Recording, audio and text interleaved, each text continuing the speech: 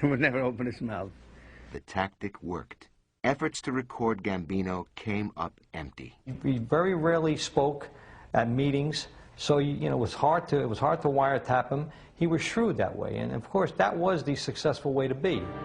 The boss also kept a low profile in his personal life. For all his wealth and power, he lived modestly and eluded the media. Gambino was hard to get on your radar screen. He did not go bouncing at night. He didn't keep, a routine schedule. He was an elusive character, and I think very deliberately so. He was a low-profile character, and very successfully so, because his invisibility ultimately was his power. Mr. Gambino, do you have any idea why you've been brought here? His desire for anonymity aside, Gambino could not resist one public indulgence. Here was a guy who went to so much trouble to live in the small, modest house. Who went to so much trouble to not have the big, long, shiny black Cadillac. He kind of had this gray or dark, Oldsmobile. And the license plate was CG1, I think. But he had to allow himself that one little trapping of power, that one little vanity, the license plate with his initials. Back then, it showed you had a little juice. By the mid-60s, Carlo was moving into his mid-60s, aging gracefully and looking more like a grandfather than a mafia godfather. He liked to give the appearance of a harmless, humble old immigrant. I was at the Westchester Premier Theater, and I was introduced to Carlo Gambino. And he said, "Pleasure to meet you, very polite old gentleman." He spoke with a very heavy accent. He was wearing an overcoat, top hat. You would never know who he was. If it wasn't brought to your attention, you'd say, "Oh, a nice little old Italian man." If you met Carlo Gambino, you would say, "This guy looks like Geppetto, the shoemaker with Pinocchio." His demeanor was so low-key and so grandfatherly. It was incredible he was what he was. One sign of Carlo's high-powered business life was his strong addiction to coffee. When he went to these cafes, he drank from a bottomless cup. I couldn't believe that anybody could drink that kind of black coffee and not get a jolt of adrenaline that would drive you over a cliff.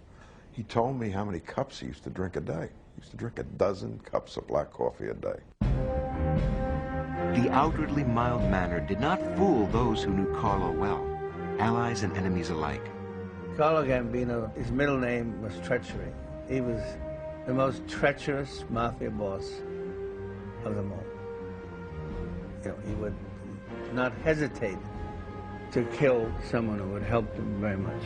By the late 60s, the Gambino crime family had swelled to 25 crews with a total of about 800 men.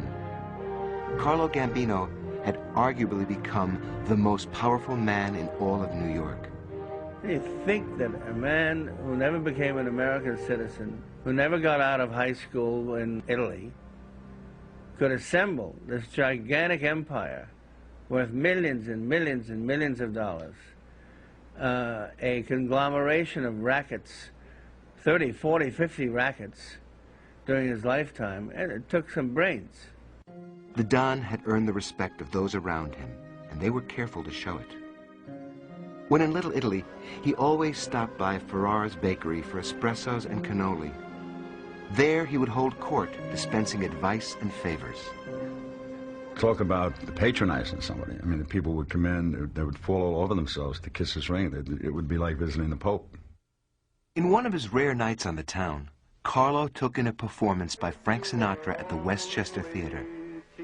Sinatra may have been the star, but it was Gambino who received the royal treatment.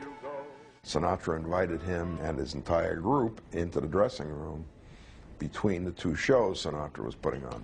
The second show was going to start like at, say, 10 o'clock, for example, right? It started at 10:40 that night because Sinatra didn't want to chase him out of the room. I mean, it was that kind of respect. It was something. Carlo's dedication to the crime family was matched by his devotion to his other family at home. To insulate his eldest son, Tommy, from his own violent world, Carlo sent him to Manhattan College, a rarity among the sons and daughters of mob bosses. Carlo was extremely close to his wife, Catherine, who never asked too many questions and, in her own way, proved quite an asset to the boss. Her warmth softened even the toughest wise guys who came to call on Gambino.